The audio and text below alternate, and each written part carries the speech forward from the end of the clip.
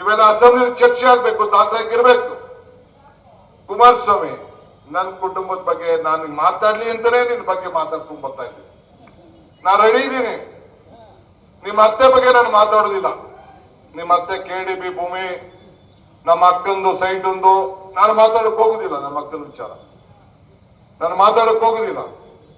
ಇಲ್ಲಿ ಪಾಪ ಏನೋ ನೀನು ಸೈಟ್ ಕೊಟ್ಟಿದ್ಯಾ, ನಿನ್ ಪಟ್ಟಿ ಇದ್ದಲ್ಲ, ನಿನ್ ಪಟ್ಟಿ ಮೂಡಾದಲ್ಲಿ ಪಟ್ಟಿ ಬಿಜೆಪಿಯವರು ಅಡ್ವರ್ಟೈಸ್ಮೆಂಟ್ ಕೊಟ್ಟವರಲ್ಲ, ಅದ್ರ ಬಗ್ಗೆ ನೀನು ಯಾಕಪ್ಪ ಉತ್ತರ ಕೊಡ್ತಾ ಇಲ್ಲ? ಯಾಕೆ ಕೊಡ್ತಾ ಇಲ್ಲ? ಇದನ್ನೆಲ್ಲ ನೀವು ಮಾತಾಡಬೇಕು. ಆದ್ರಿಂದ ಈ ಸಂದರ್ಭದಲ್ಲಿ ನಾನು ಹೇಳ್ತಾ ಇರೋದಿಷ್ಟೇ,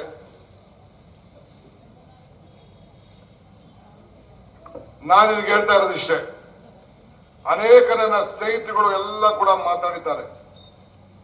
ಕಾಂಗ್ರೆಸ್ ಪಕ್ಷ 45% ವೋಟ್ ಬಂತು, ಜೆಡಿಎಸ್ಗೆ. ತಂದೆ ತಾಯಿಯಾಗುವುದು ಇನ್ನೂ ಕನಸೆ? ಅಪೋಲೋ ಫರ್ಟಿಲಿಟಿ ಮೂಲಕ ನಿಮ್ಮ ತಂದೆ ತಾಯಿಯಾಗುವ ಕನಸನ್ನು ನನಸಾಗಿಸಿಕೊಳ್ಳಿ. ಉಚಿತ ಆಪ್ತ ಸಮಾಲೋಚನೆಗಾಗಿ ಕರೆ ಮಾಡಿ 9953323196. 5% ವೋಟ್ ಬಂತು.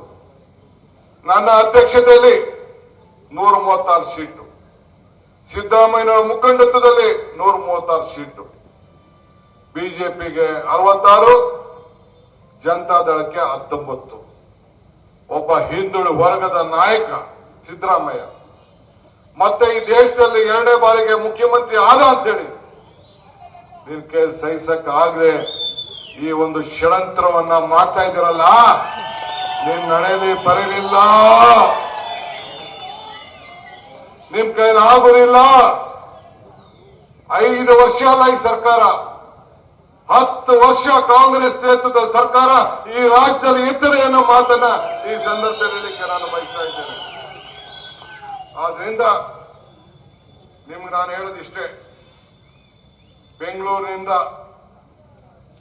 ಇವತ್ತು ಇಲ್ಲಿ ಪಾದಯಾತ್ರೆ ಏನ್ ನಡೀತಾ ಇದೆ, ಇದು ನಿಮ್ಮ ಪಾಪದ ವಿಮೋಚನಾ ಯಾತ್ರೆ. ಇದು ನೀವು ಮಾಡಿರುವಂತ ಬ್ರಹ್ಮಾಂಡ ಭ್ರಷ್ಟಾಚಾರ ವಿಮೋಚನೆ ಮಾಡಲಿಕ್ಕೆ ಈ ಯಾತ್ರೆನ ನೀವೆಲ್ಲ ಹಮ್ಮಿಕೊಂಡಿದ್ದೀರಿ. ಭಾರತ್ ಜೋಡೋ ಯಾತ್ರೆ ಯಾಕೆ ನಡೀತು? ಬಡವರಿಗೋಸ್ಕರ, ಬೆಲೆ ಏರಿಕೆಗೋಸ್ಕರ, ಭ್ರಷ್ಟಾಚಾರ ನಿರ್ಮೂಲನೆ ಮಾಡಲಿಕ್ಕೋಸ್ಕರ ಯಾತ್ರೆ ನಡೀತು. ಹಂಗೆ ಇವತ್ತು ನಾವೆಲ್ಲ ಕೂಡ ಇವತ್ತು ಹೋರಾಟವನ್ನು ಮಾಡಿಕೊಂಡು ಹೆಜ್ಜೆಯನ್ನು ನಾವು ಹಾಕೊಂಡು ನಾವು ಬರ್ತಾ ಇದ್ದೇವೆ. ನಾನೇ ದೊಡ್ಡ ಭಾಷಣ ಮಾಡಬೇಕಾದ ಅವಶ್ಯಕತೆ ಎಲ್ಲ ಕಡೆ ನಾವು ಮಾತಾಡ್ಕೊಂಡು ಬಂದಿದ್ದೀನಿ. ನಮ್ ಲೀಡ್ಗಳು ಏನು ಉತ್ತರ ಕೊಟ್ರಲ್ಲ, ಪ್ರಶ್ನೆ ಹಾಕೋದ್ರಲ್ಲ, ಅದಕ್ಕೇನು ಹೇಳ್ಬೇಕಾದಿಲ್ಲ.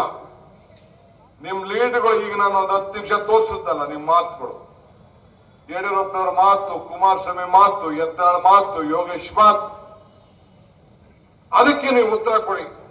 ಇಷ್ಟು ಸಾಕು. ವಿಶ್ವ ಭಾರತೀಯ ಹೌಸಿಂಗ್ ಸೊಸೈಟಿದು ನಾನು ಮಾತಾಡ್ತಾ ಇಲ್ಲ, KDB ಹಗರಣದ ಬಗ್ಗೆನೂ ಮಾತಾಡ್ತಾ ಇಲ್ಲ, ನಿಮ್ ಕುಟುಂಬದ್ದು ಮಾತಾಡ್ತಾ ಇಲ್ಲ.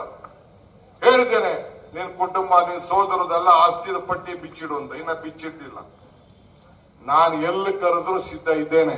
ಅಂದ್ರೆ ಒಳ್ಳೆ ವೇದಿಕೆ ನಿರ್ಮಾಣ ಆಗ್ಬೇಕು. ಇಷ್ಟು ಹೇಳಿ ಇವತ್ತು ಅನೇಕ ವಿಚಾರಗಳನ್ನ ಚರ್ಚೆ ಮಾಡ್ಕೊಂಡು ಬಂದಿದ್ದೇವೆ. ಇನ್ನು ಮೈಸೂರಲ್ಲಿ ಇದೆ ಫೈನಲ್ಸ್, ಮೈಸೂರಲ್ಲಿದೆ ಫೈನಲ್. ಇವತ್ತು ನಮ್ಮ ಪ್ರಿಯಾಂಕ್ ಖರ್ಗೆ ಅವರು, ಕೃಷ್ಣ ಬೈರೇಗೌಡರು, ಲಕ್ಷ್ಮಿ ಅವರು, ಸಂತೋಷ್ ಅವರು, ಮುನಿಯಪ್ಪನವರು, ಸ್ವಾಮಿ ಅವರು ಎಲ್ಲ ಮಾತಾಡಿದ್ದಾರೆ.